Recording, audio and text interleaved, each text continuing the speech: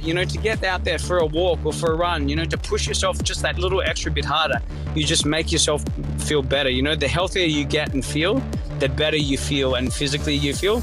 And then the more you do that, the more it rubs off on other people. And that effect of that rubbing off on anyone, even if it's just one person, it just makes you feel so good that everything else is completely worth it. Today on Dirty Linen, we are sticking in Melbourne. We are talking to Chef Elijah Holland from Lume restaurant in South Melbourne. I think I'm always going to, when I say Lume at the moment, I just always think about my meal that I had there before the 5th lockdown. It was, I don't know, it was just a really good meal and it made me fall in love with restaurants even more. And I think that was partly because I knew I was going to be locked away from them for a little while.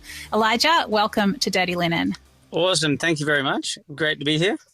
What are you doing later on this afternoon? Because I bet it's not what every chef is doing. So this afternoon, because it's calming down a bit, so I'm actually going to be going out again, going for a bit of a dive. We're going to get some wakame, going to get some sea urchins, and hopefully I might see something else while I'm out there, so I might be able to get something for dinner or something as well while I'm out there, which would be very handy. So I'm going out for a little dive. That's great. And so you're Bayside in Melbourne, so you're heading to Brighton. What other kinds of things might you see in the water there in Brighton, which is well within your 5K, I hasten to add?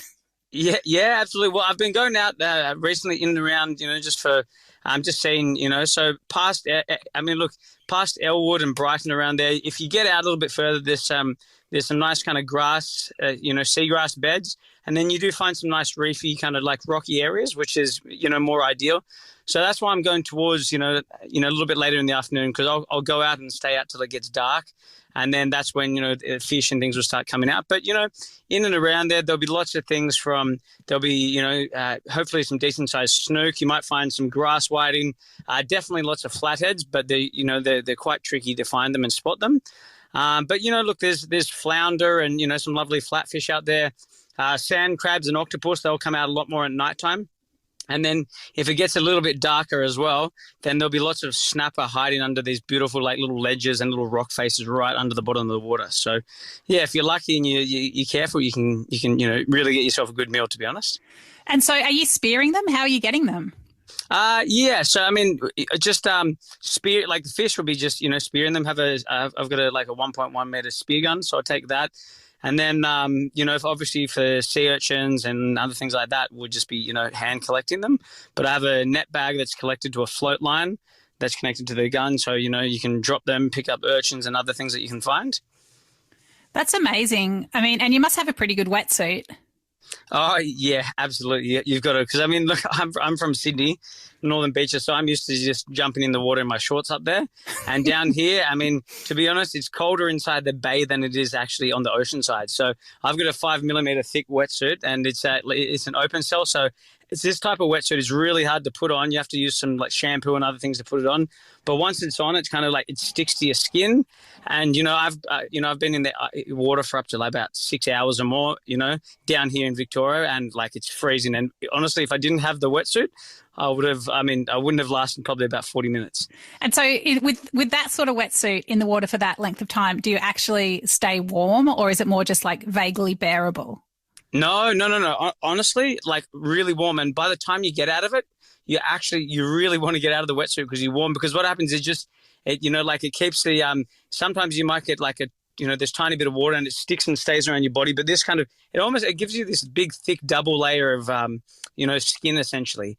And the wetsuit I wear, it has like a chest piece that goes up as well. So where, the most needed around your chest and other things to keep your extremities warm, it's about almost up to like 7 to 10 mils thick. So honestly, you're really warm with it. I do not feel the cold at all. And the only little things that you have a little bit of cold water on is just your lips, because everything else is covered, from gloves to, your feet. So the only thing is out is your lips, but they go numb after the first 10 minutes after and you forget about them. So it's fine.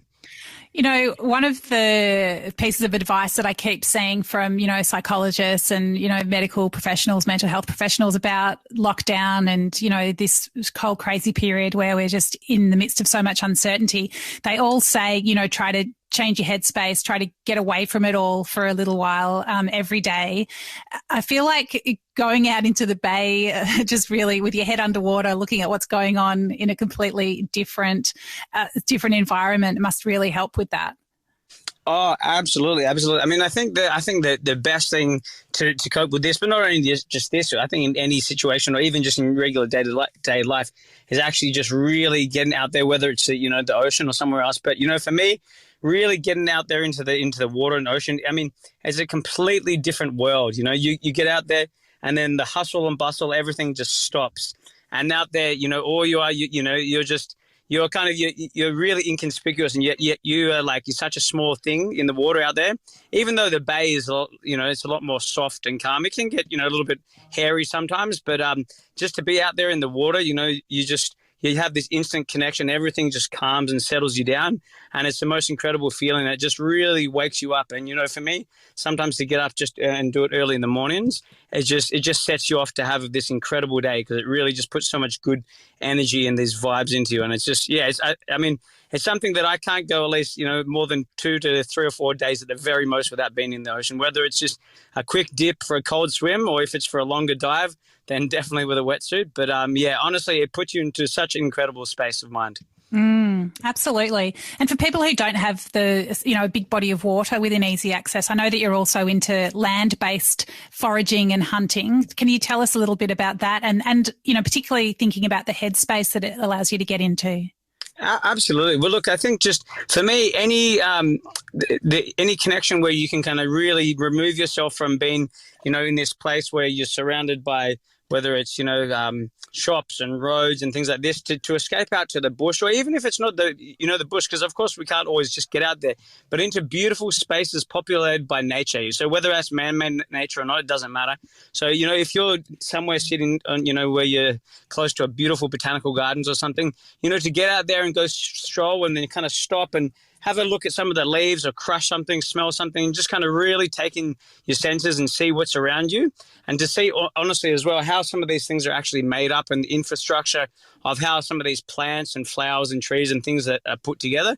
It's really, really quite special. And not to mention as well, half the ones that you're probably looking at are also edible as well. So, for me to be able to just escape and get out into nature, botanical gardens, parks, or just a really beautiful garden, or the things that are put together, I mean, it's such a really beautiful way of just, kind of calming yourself and bringing this kind of creative energy inside yourself to be able to do more, and just to have this really incredible kind of positive thoughts going through you. And with that, you're kind of unstoppable. You can kind of do anything because it gives you so much energy. It kind of just recharges you. So as much as you can, I always, try to push anyone at all to really get out there and, explore and see what's out there, because there's so much, and honestly, it'll make you just feel so good. There's a tree that I've been using a lot during this period in the St Kilda Botanic Gardens, and anyone who follows my Instagram will see me go and visit it from time to time.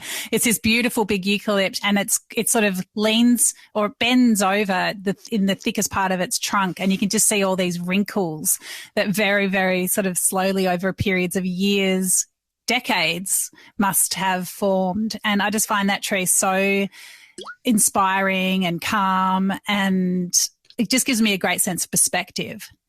Absolutely. And I mean, I think the great thing as well about botanical gardens, one thing I really love to go through them as well is, a lot of the times there's a lot of different types of plants and trees that are always put into a botanical gardens that are not technically meant to be there or in that climate or in that area, but they're kind of more put together and orchestrated by, people to be able to be growing there. And the cool thing is I actually live not too far from St Kilda Botanical Gardens, and I'm going there quite often.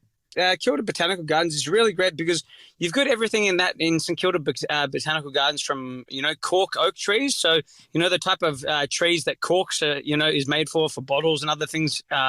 Then also from that, you've got beautiful carob trees in there. So one of the desserts that I had on the menu at Lume is a beautiful carob dessert. Well, and they're very rare, but the tree is also really incredible and beautiful. So there's a really beautiful tree just sitting there in the botanical gardens. Obviously, it doesn't get as much of the chiropods because the climate is not perfect for it, but it's still growing there.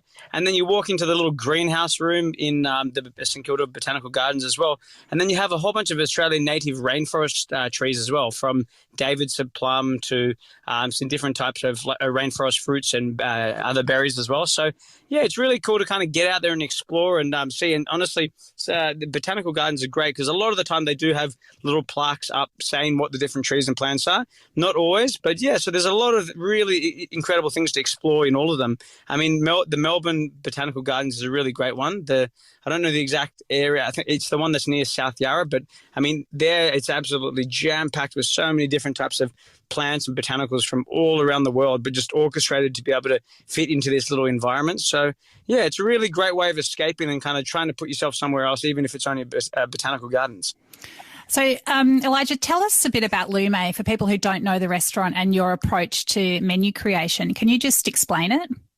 Yeah, absolutely. So, I mean, it's something that I've really, stuck by for a long time. I really like to use produce and things that are, around me and that I'm surrounded by, or that, are in the same areas. And so for me, I wanted to push it a little bit further with this one. So for us at Lume, the menu is all based around ecosystems. So basically, we'll go with the staff and we'll go and visit different areas and ecosystems, and we'll kind of see what is comprised of those ecosystems and see what's inside them, whether it be from the proteins to, the algae or the botanicals and everything in them. And then we'll try to create dishes that are all based around elements and ingredients from those specific ecosystems.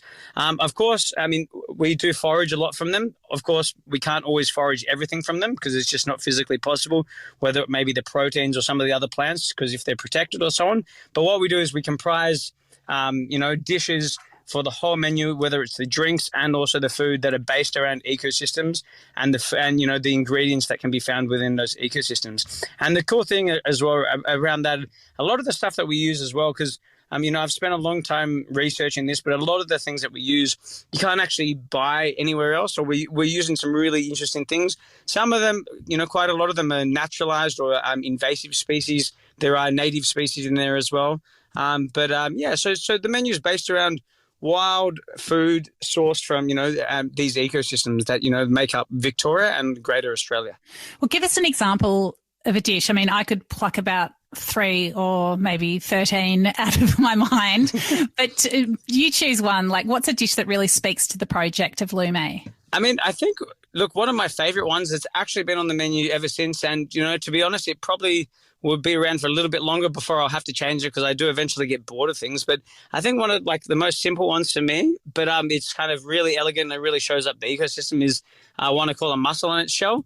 And it was one of the first ideas I actually had of a dish to do on the menu at Lume, because, when first coming down here, I didn't actually realize that mussels would just be washing up so prolific, everywhere. So, every time I would go to the dog beach or somewhere else, there would just be washed up mussels. And then if you go for a dive, around Brighton, if you just right off Point Ormond from Elwood, if you go for a dive, there's just, there's a beautiful mussel reefs all out through there, and they're always just washing up. So I just wanted to create a simple little snack that just really kind of, puts back everything, from exactly where it's come. So it's just a little simple, we make an edible mussel shell out of a bit of squid ink and potato and some other ink and a bit of kelp. And then what we do is we kind of bake it and mold it to shape on top of a mussel shell so it looks exactly the same. And then it just gets stuffed with a little steamed mussel and a kelp escabeche. So basically some beautiful kelp species that grow in and around the bay. And we steam that, and then we just brush it with a little bit of that, and we serve it with a little spicy beach mustard flour. So it's kind of really simple, only a couple of ingredients. And then to actually just finish season it all along the rocks and everything where the mussels wash up, there's lots of beautiful succulents. So we use a little bit of samphire that's just thinly sliced to season it as well. So basically the way I see it is if I can use if I can cover all my flavors from vegetal to, salty and everything else in between, using ingredients that I can find around all in the same area. For me, I think they work more, and they're going to taste good because they're all around each other. Yeah, one thing that I think is really interesting about what you do is the fact that you do use Indigenous and introduced species in the same dish, because I feel like there could be a sort of purist outlook on what you do. You know, like it could be, it all has to be Indigenous. We can't use introduced species. We're trying to tell the story of this place. But I think what's really interesting is that you sort of layer the ingredients through time as well, in the sense of, you know, a dish, an ingredient doesn't have to have been here forever. It could be something that's been introduced. It could also be a problematic species, let's say like venison or sea urchin. I mean, can you talk about your approach and your thinking around that? Yeah, absolutely. Well, because look, the way I see it is, whether we like it or not, they're all here. And so we just can't ignore the problem or whatever it is. So for me, the thing is, they're here, they are working together. But the thing is, there's ways and manners of trying to pick them up and to do things with them. Of course, we can just rip them out, throw them on the ground, trample on them, get rid of them, some of these invasive and, naturalized species. But the thing is, that's not the way to do it. And I think incorporating them together creates more awareness over the whole kind of situation. And then not only to mention with that, whether they are introduced or, non-natives or not, the thing is, some of them, have not just some of them, a lot of them have really incredible ways of imparting flavour, story or theatre, in exactly what they do or what they do and don't do. So, with them being in and around there, it just makes sense because using them as well. And if we can use some of these things and create a little bit of awareness about it to get people to be able to, be more vocal and helping to get rid of them or eliminate the problem, then eventually, hopefully, they're going to be able to help out the native species even more, So the more people, for instance, that would be out diving or collecting or, getting these sea urchins in the bay, then we'd slowly see a return of some of the beautiful native algae and species that are in and around there. Just one really good example of this, to bring back is that it's kind of quite contradictory, but it's also something that is actually, I think, really important to actually bring up the problem of it is cardoons. So cardoons is this really kind of rare, high-priced vegetable. It's really kind of unique, a really bit of an old ancient vegetable used all over Europe. But it's something that you can find, the seeds on these, heirloom websites for seeds and, really kind of boutique gardeners' websites and things. But the thing is, all over Victoria and also South Australia as well, it's absolutely, covered with this, invasive cardoons. So really, it's a big thistle. It's in the globe artichoke family. But, it's got a really great backstory and history because, it's actually really great and to use and to be able to do something with. But, it's such a big problem because it's just everywhere. And you can actually, if you drive out towards the country past Bacchus Marsh, you can just see sometimes acres of people's fields and stuff, and it's just been overrun and taken with it. So, this is one that, of course, it's good to just chop it and get rid of it. But if we can be getting it, processing it and, even sending some of this food to, to homeless or to who, there's just so many things that can be done with it. So I think it's always best to approach a more thoughtful way of, some of these species. But to be able to serve them together, I think it makes it really special as well. So I know that you did serve me cardoons, but I can't remember how. Can you just tell me how you might use it in a dish? Absolutely. So cardoons, once again, they're in the globe artichoke family. It grows as a big thistle. Now, but the part that you use on this, you actually use the stalks and the stems. And the stalks and the stems of it are very similar in look to celery. And they've got this really incredible, beautiful, the flavour is in between kind of globe artichoke, but with the celery kind of crisp and a crunch. But the trick thing is you have to get past the armor of all those spiny thorns. And then after that, you have a little degree of this layer of bitterness. So, but to do that, you just peel it and then you blanch it about two or three times. And then after that, you've got this really kind of beautiful, crisp vegetable and with flavors of globe artichoke and celery all in the mix. So that, once again, could be used in all the applications that you might potentially use something with celery or also with globe artichoke as well. But it's just a really great vegetable to do like that. So you could be adding it into stir fries. You could be pickling it. We've made in the past, actually last year on our takeaway menu, we actually used to do a cardoon and shallot tartatan that used to be on the menu, you know. So there's so many different things that can be done and can be used with it. So, and that's actually something that's going to be making a comeback in the next couple of weeks, even just for takeaway, but then also for the other menu as well. So it's always, in some manner or form, it's always a pickle in the restaurant as well, because we use it as a stock standard vegetable, you know, rather than, you know, ordering, for instance, celery or other things. We would use this in place of it as well. Elijah, take me back to the beginning of your career or your interest in cooking, because you've obviously gone down quite an unusual path. I'd love to understand a little bit more how you got to be doing what you're doing. Absolutely. Well, look, I've always been in and around food, and I've always loved food. It came from, you know, like a really, really young age too. You know, back in the day when I was really young, I mean, I think I started working as a baker when I was around 9-10 years old with my brother, just for fun, and I just wanted to do things with my brother. But then I started doing it for a couple of years, and I remember I used to do it when I was in, I think about year 7, and I remember back then I used to be even shorter than I was, you know, and I would be having to stand on.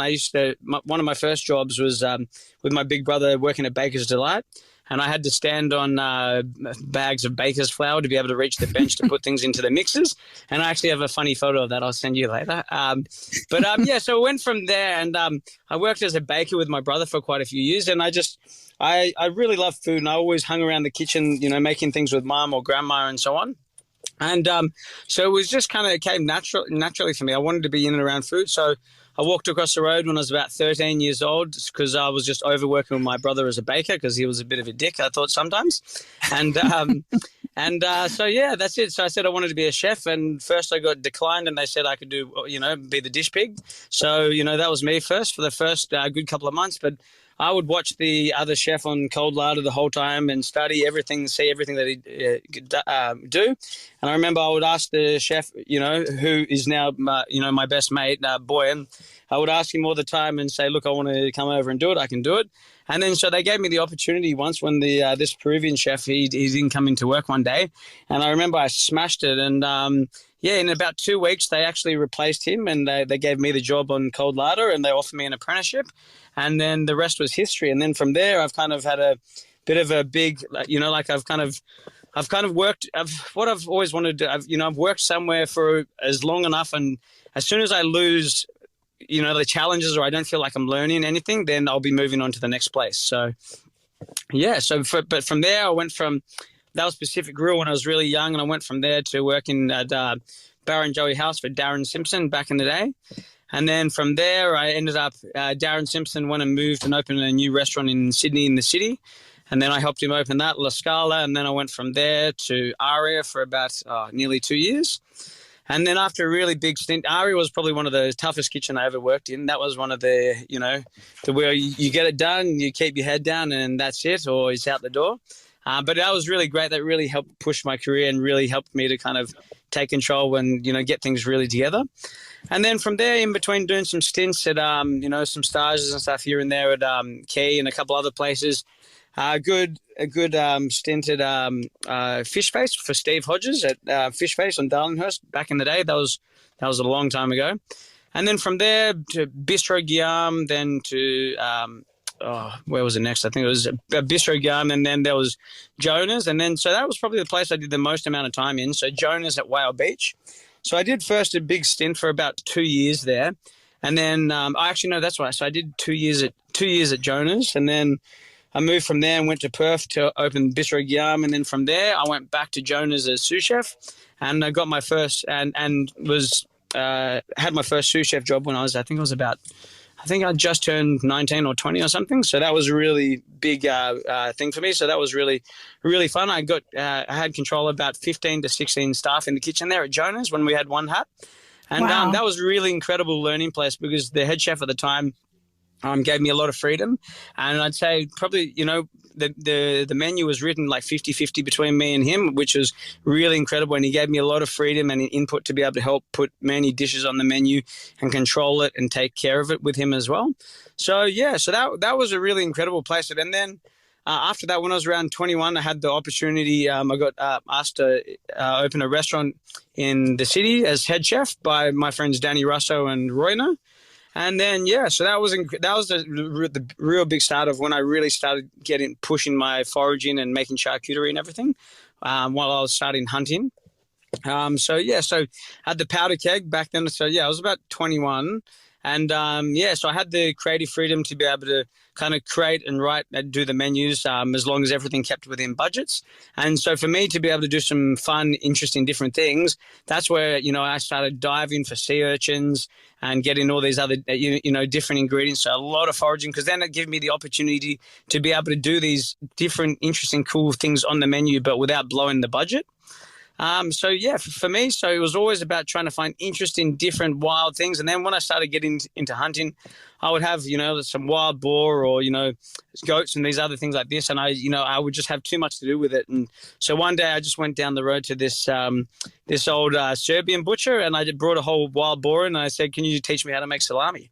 And he laughed first at me, but then he said, "Yeah, sure." And he asked me where I got the pig, and I said, well, how I got the pig, this was actually a very funny story. I was actually out hunting for a while over the course of a day, and I was still just getting into my hunting, and I wasn't really good. And I tried to, shoot a pig with a bow, and it clipped and missed. And then on the way home, I was actually driving, and the pig ran out in front of the road of me and I hit it in the car. And then the thing had like fallen over on the side of the road, and I was with an ex-girlfriend back at the time, and I jumped out of the car and quickly ran after it, and I managed to jump on it, I jumped on its back, and I managed to kind of finish it off. I won't go into too much more detail, but anyways, I threw it in the back of the car, and that was my first wild boar that I ever got. And then when I got it, I didn't know what to do next with it. So yeah, so I just went into this, and when I took it into the butcher as well, he wasn't particularly happy because it was still covered in all the fur and everything else. And I basically said to him, "Can you show me how to break this down, and can you teach me how to make salami with it?" And yeah, so I mean, lucky this butcher was a guy that I'd already been buying some things off for the restaurant at the time. So he thought it was funny, but he decided he'd show me. So yeah, so he taught me, all the fundamentals about charcuterie and charcuterie making, which was really interesting and a lot of fun. So from there, I started experimenting with making everything from, duck and goose and many, many more things. And then from there, I suppose, so from there, I was, really pushing. That's when I started my wild food business, Nature's Pick with Boyan. And we used to supply probably about 30 to 40 of the top restaurants around Sydney, everybody from the Bridge Room to Key to Gastro Park and everybody in between. And, and that's where Bo and Thomas from Noma kind of headhunted me and found me. And asked me to come and rock up to this meeting one day to show them what I could get foraging wild food-wise and so on. And so I didn't really believe it. I was so excited. So I spent about 4 or 5 days going all over the countryside of New South Wales, and I collected probably about 350 different types of things, everything from seaweeds to fruits, nuts, berries, barks, and everything in between, just so I could really show Renee and Bo and Thomas all the incredible things that I could find. And when I rocked up to this meeting, I had about 4 or 5 big eskies full of product. And I remember, I think it was at Flying Fish or something in the city. And I rocked up, I covered all these tables with all these ingredients, and nobody could believe what was on the table in front of them. And they just basically said, "Where on earth did you get all this stuff?" And I said, this. I was like, "Look, I got all this, but I can get more stuff. I can get this in season for 6 months, 8 months." And so basically when Renee and Bo and Thomas, they saw this, Renee basically said, "Look, this is when you need to resign at your job. You're starting to work for us, and we need you to take care of. We need all of these things for Noma." So wow. That was a pretty incredible thing for me. I couldn't believe it. I was just actually happy to go there and just meet him and potentially get a book signed or something. And then when he said, "No, you're working for us, this is your start date," I was just kind of like, I couldn't really believe it. So, yeah, so that was a whirlwind. That was really incredible time, doing the whole preparing everything for Noma and, the whole setup, organizing everything for it. And then from then after that, Rene, it was really cool because he really just treated me like a mate the whole time. And there was never a harsh word or anything at all the whole time. And so he gave me a lot of good advice, and he just basically said to go out and kind of, really push after what I want to do and, what makes me happy and what I really love and enjoy. So, so directly after Noma Australia finished, I did my wild food business, and I did these really incredible fun like wild food and foraging pop-ups kind of all over the world, which is really, really incredible. And I got to travel from everywhere, from Malaysia to Singapore, New Zealand, Canada, and lots of other cool places. So yeah, and so there was a lot of wild food foraging pop-ups in all of these places, and basically just using all wild food and ingredients that I would source and find in and around the areas to create a, let's say 8 to 12 course menu for one night. And yeah, and that was really amazing. That went on for, a good bit of time, maybe about 8 months to nearly a year. And then I had the opportunity to, I got introduced by Dani, Russo and Roy. They introduced me to Erez, who's the owner of Lume. And he was the guy who asked me, and he said, well, look, do you want to come to China and open some restaurants in China? And for me, I love a good challenge. So, the thought of going to somewhere I had no idea about, didn't know anything about it, was just kind of like, it was really, really, really enticing. So, and he basically said, look, you can do whatever you want, or the menu, the food, you design and set up the kitchen, but you just make it incredible. And basically there was, no budgets with building, setting up the kitchen. And for me, and I think any chef, this is kind of like a dream come true. So I almost couldn't believe it. And then, that was a real whirlwind. China was probably the most, out of any kitchen or anywhere I've ever worked in my entire life, China was it was the most challenging, the hardest things I've ever had to do. So, walking into this kitchen in South China, that was first like a building site of rubble, being there through the whole process of building it, but then having about 40 just kitchen staff who nobody spoke any English. That was challenging, you know what I mean? So, so for me, I had to really start learning Cantonese straight away, just for me to be able to help myself out, because I had a translator that would follow me around absolutely everywhere, but still you can only go so far with a translator. Things can't get done fast enough, or in the heat of service when you need things done to translate to people, what needs to be said and done right this instant. It can be very overwhelming. So, yeah. So but that was, to be honest, one of the most incredible experiences of my life, being able to go and work and forage and live around in China, for 4 years. So I did about a year and a half at this restaurant called the Locksmith with Erez, who's the owner from Lume. So I did about a year at this place, and then we decided to part ways, and I partnered up with this Canadian Chinese guy, and I moved to Beijing first. And then I remember, actually, it was funny, walking into the kitchen first in Beijing, this big restaurant I helped open. And I walked into this place and I was like, no problems, I've got this covered.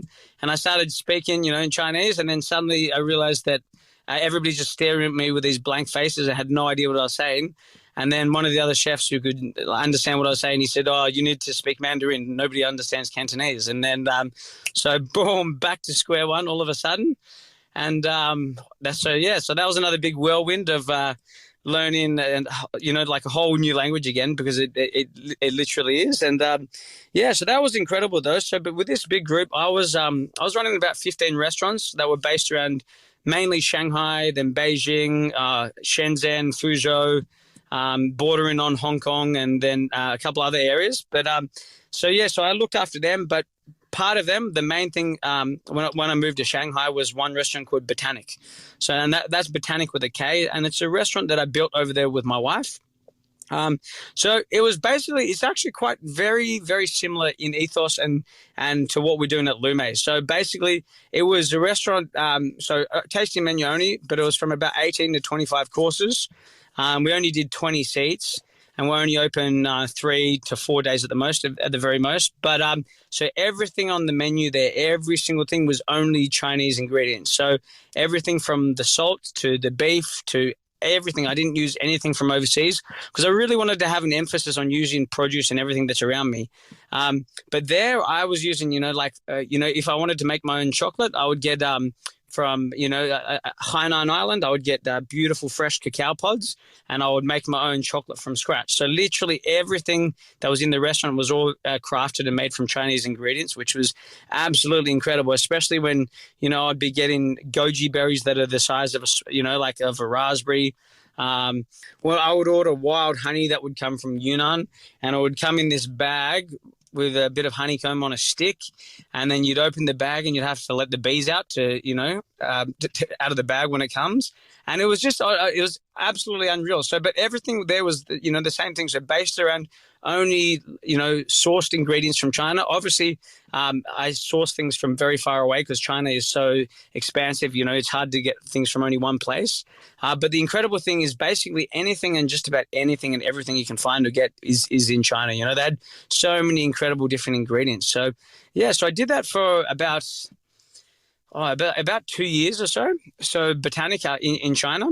And then that was really incredible because we won first Time Out Restaurant of the Year in the first 6 months of opening there. And then I got invited 2 years in a row to World's Top 50 and Asia's Top 50 in Bilbao, in Singapore, and then also in Macau, which was a really incredible experience to go over there and meet a lot of people. But then after about 2 years, I just, started getting a little bit homesick and really just wanted to get back to Australia and, dive in and surfing and hunting and all these things. So me and my wife just decided to move back to Australia. And then, moved back to Australia. So we moved back to Australia in about September 2019. And then I actually had no plans on coming to Melbourne or anything at all. But when I was in Sydney, I ended up catching up with Erez, who's the owner of Lume, and he just said, look, do you want to have a catch up, have a chat? And basically he asked me if I'd like to come down and take over the restaurant. And so I knew Lume had a great reputation and it was a really beautiful restaurant and space. So I thought, you know what, I'll give it a crack. And here I am. Okay, wow. So I have about 50 million questions and I reckon you could write about 20 books with all the things that you've crammed in. How old are you now? I'm 28. I'm 28 now. Okay. That is a really amazing answer to a question. I have so many things that I want to know more about, but one thing I'm going to ask you about China and wild food because we're, in this global pandemic, which most people think started because of the transfer of wild food into, domestic food setting. What's your view on the way that wild foods are eaten, or I guess caught, trapped, hunted, foraged and eaten in China? Well, look, I'll put it this way, for instance, speaking about wild food or, forage food and things like this. So it's not a thing in China because it's nothing new. It's what people have been doing for not even hundreds. It's what people have been doing for thousands and thousands of things.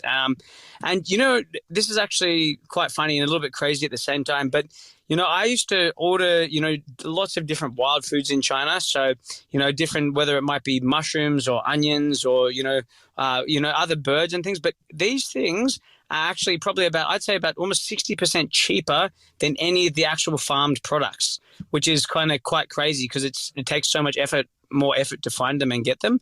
So it's nothing new over there. But the thing is, it's only things, most of it, the wild food is things that are used in small little rural towns and villages. So the whole kind of sense around it is kind of like, you know what I mean? It's not very big. And in China to use some of these things as a, like a known chef or even in a good restaurant is not really the in thing to do. People get things imported, other things. So for me, but I didn't want that because I went and researched and I found some of these things, but the quality of some of these things was just absolutely incredible. But I will say one thing, some of the places where, things could, there could have been more problems with, let's say contracting things or illness and stuff. The thing is, most of those things come from big, more kind of well-developed cities and things like that. So things coming from little small areas and rural towns and villages are so much more kind of clean and organized and put together and looked after than some of the big cities and things that I've been in and around. Because I have done quite a bit of expansive time traveling all over China to different rural towns and villages, foraging in some really remote locations over there. And so like the quality of the produce in these little towns and villages of, the food that it literally comes from, just about a couple of kilometers away, and it's just an incredible, beautiful bamboo, forest where, the bamboo is like the size of, so like almost almost as thick as a basketball, you know what I mean? And there's these incredible different types of bamboo fungus and bamboo shoots and other things in there. And then you go on the outskirts and you find wild beetle leaves and the other things. And then I've been out for a couple of times with some locals as well, and the different grubs and other animals and things that they find out there is just incredible. And how they handle it, it gets handled and used straight away. So I think if any problem, the more developed, bigger cities is where potentially there may be problems. But for me, I can only say, honestly, great and amazing things, because I had such an incredible time and experience over there. And I was lucky enough to be able to travel with some people who are really well connected with many rural towns and villages. So I ate some of the most incredible food I've ever had in my life. And, I'd go into, to this place. It looks like we're going into somebody's backyard, and then they'll come out and they'll select a goose or a duck and all these other things. And we'll literally eat things that are so fresh, the things that are chosen and consumed and eaten all on the spot, And most of the time over there's a lot of places there's not even, fridges and there's not the need or use for it, because things are cooked and eaten fresh every single day. It's not like over here in Australia, there's other places where you go shopping for the whole week or 2 weeks and we just throw everything in the fridge. Over there, things are, basically shopped and consumed on the same day. So I know that from my brief experience in China, where, the markets, there often isn't refrigeration, but things are so fresh that, there's definitely no problem with anything spoiling. But I think you're right, though. I mean, from my sort of reading on it, it is those where expanding urbanisation encroaches on forests and other wild places, and that's where some of the issues can occur. But it's so interesting. It's such a vast country with so many, I guess everything is going on in China all the time. It's just it's just so much. There's just so much diversity and so many different experiences and different types of lives that are going on. 100%. I mean, one of the things that I think probably shocked me, that, the largest producers of, like for things like, emus or emu eggs. I remember when I went to the markets in, South China first, and what did I see in the markets there? Boom, some beautiful emu eggs. And I was like, what on earth is going on here? These are hard to source in Australia sometimes. And, but the diversity and amount of different things that are over there is just, is just really incredible and insane, I mean, I remember at any one time in my fridge when I used to live over there, I would have goose eggs, ostrich eggs, dove eggs, partridge eggs, quail's eggs, chicken and duck eggs all in my fridge at one time. So I'd wake up in the morning. It depends on, how hungry I am. If I've gone for an extra big workout, maybe I'll have a goose egg with something else, or so it was such an incredible, you know what I mean? It was really amazing experience, really eye-opening experience. Yeah, amazing. I mean, it also, I guess, at the other end of things, there's these, not only intensive pork farms, but high-rise intensive pork farms that I've seen some stories about recently, where it's just, a skyscraper full of pigs. It's just everything, because everything is going on at once. Oh, absolutely. Look, I'm not trying to say that there's, but look, for me, there's, look, I suppose anywhere you go in the world, there is always going to be a sense of there's going to be things that are either going to be very confronting, or there's things that are confronting that nobody knows about because, it's not spoken about, or there's not enough vision or knowledge, or people don't talk about it enough. So, but yeah, 100%, like, I mean, there was, some of the most, some of the hardest things to deal with and seen in my life, I've also been through and seen in China. Once when we were in South China, me and my wife, who wasn't my wife at the time, but we actually helped a big truck of about, I'd say there was about 400 Chinese people, and then also about let's say 300-400 foreigners. And we stopped. There was on the highway. There was a huge big semi-trailer full of dogs mainly, and also cats, on the way to the Yulin Meat Festival. And then we spent almost about 12 hours on some big property around there with everybody. Foreigners and there was probably about, when we got there, almost probably about 800 or 900 Chinese people. Everybody's there taking dogs out of these tiny little cages they're crammed into, putting them into bigger cages, feeding them, and so look, I've seen some very eye-opening things and stuff over there as well, so, but like, I mean, look, it's all part of life experience, and there's these things that you see and help to create who you are. And it's a part of life. And, of course, hopefully, these are not things that I enjoy or, wish to even speak about, again, really. But, it's one of these things. Yeah, it's part of the tapestry, that's for sure. Well, Elijah, I feel like you don't really have time in your life for a pandemic, but give us a bit of a sense of how you and Lume are navigating this period. Yeah, well, look, I mean, it's quite tricky. I suppose for me, I think it gets trickier each time, things happen or lockdowns get extended or changed and put back, because last year, every single lockdown, we would just open up and we did takeaway straight away, But, this time, when, this year, we've only just started opening up and doing takeaway again because, when it's like a week here or 2 weeks there or, honestly, for us to also make the move and transition, from what we're doing, our tasting menus to go fully into takeaway, it's quite a big move and transition. But not to mention, it's hard because things do drop on and off quite a lot. And to be able to get that revenue back and then also to have all our staff, it's really hard because, for us, I'll be honest, our biggest, spend is our labor cost, in the restaurant because we have really, really good food costs. But, for us, it's, look, we've always just, the way I see it is, and especially with what we're doing at Lume, there's no physical way that we could possibly do the same kind of experience that we try to give inside the restaurant for people to have at home, because we won't be able to show the story and talk about it and really push it as much. So for us, for takeaway, we just try to keep things really, really simple with a similar ethos. We use things that are based around sustainability and using wild food and locally sourced products, but it's more simple. And, so this time we've reopened again, but, this time with a really, really small amount of staff because we just need to make sure it's actually viable for the business and that we don't lose more money than we're making. Otherwise, the restaurant would just have to close completely. So look, we're just trying to, this time, what we do is we still do really fun things. The only way for us to get through, we're doing it is we still, so everything that we do, for instance, the last week, there was a lot of foraging to make it happen to be able to do all the dishes and things that we did.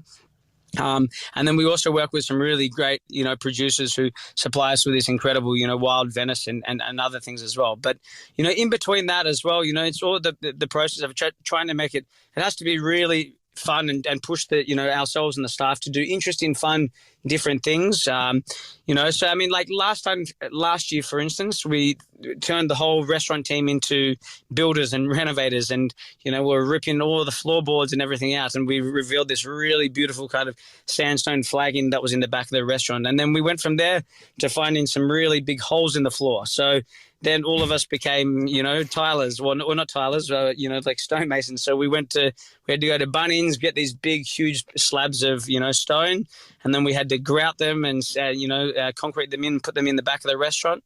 And, so I think it's just about the way I said, any situation that you get in, it's just trying to bring a positive out of it to, do something that's, creative and it's resourceful and good for yourself and others. You know what I mean? I think that's the most important thing about it. Wow. So what would you say to people who are really struggling with this extended lockdown and just all the uncertainty?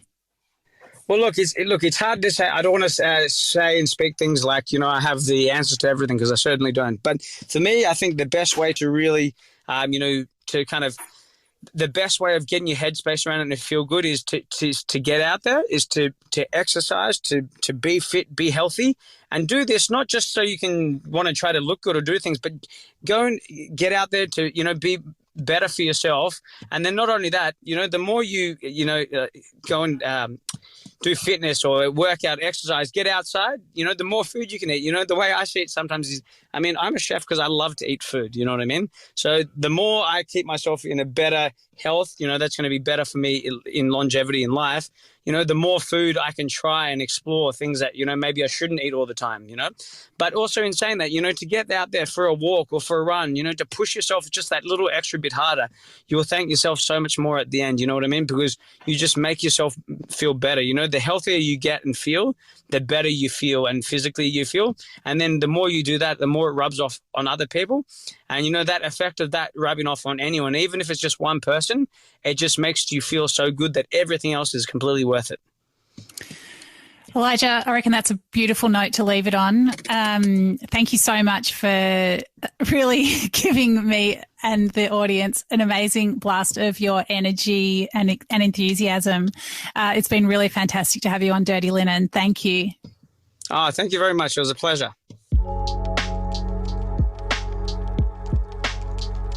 This is Dirty Linen, and I'm Dani Valent. We air the issues that the hospitality industry finds hard to talk about, hearing from different people with unique perspectives. We want to hear from you as well. If you have something that needs to be said about a topic, get in touch so we can include your perspective. Contact us at dirtylinen@deepintheweeds.com.au or hit us up on Insta at Dirty Linen Podcast. We can't wait to hear from you. This